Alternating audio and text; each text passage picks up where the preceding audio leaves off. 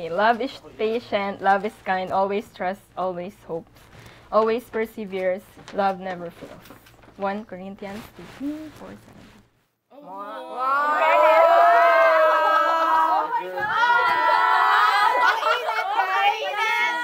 Lalo uminit. Partida po yat. Lasing.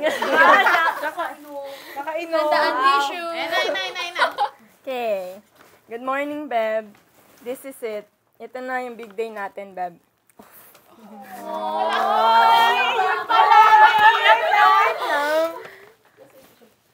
Wait lang.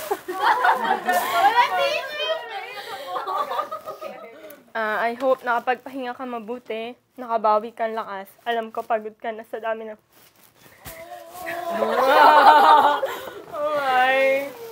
Sa dami ng ginawa at inasikaso natin these past few days. First of all, I just want to thank you for everything you've done para maging successful or maging maayos yung pagplan ng wedding natin. Sa pagiging hands-on mo. Sa pagpapasensya mo sa akin pag minsan may hindi tayo na pagkakasunduan. Thank you, Beb. Hindi ko na mabasa.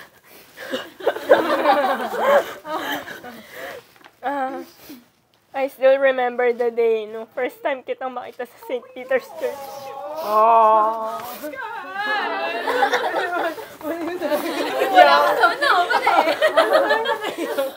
Isa ka sa mga usher, greeters, and iba na agad naramdaman ko hanggang sa may common friend pala tayo. Then, na-message kita sa messenger para makipagkilala. Tapos, the rest is history.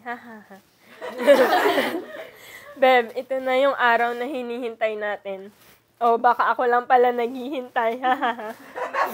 Grabe ka naman.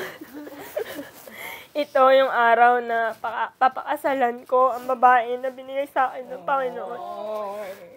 Babae na binigay sa akin na sobra-sobra pa sa hinihiling ko.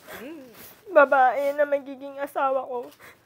Babae na makakasama ko pang habang buhay. Beb, papakasalan kita hindi para mangako na maging perfecto tayong couple or family. Alam ko, magkakaroon tayong hindi pagkakaintindihan, hindi pagkakaunawaan. Pero,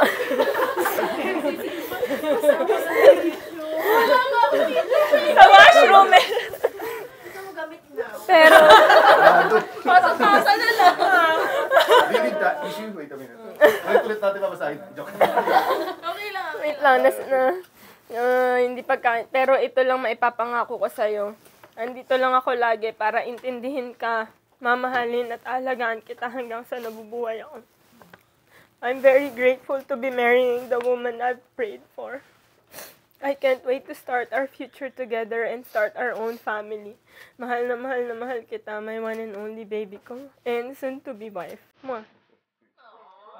Happy Mansari, Beb.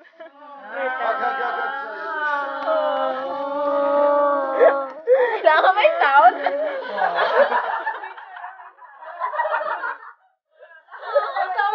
Ay, open.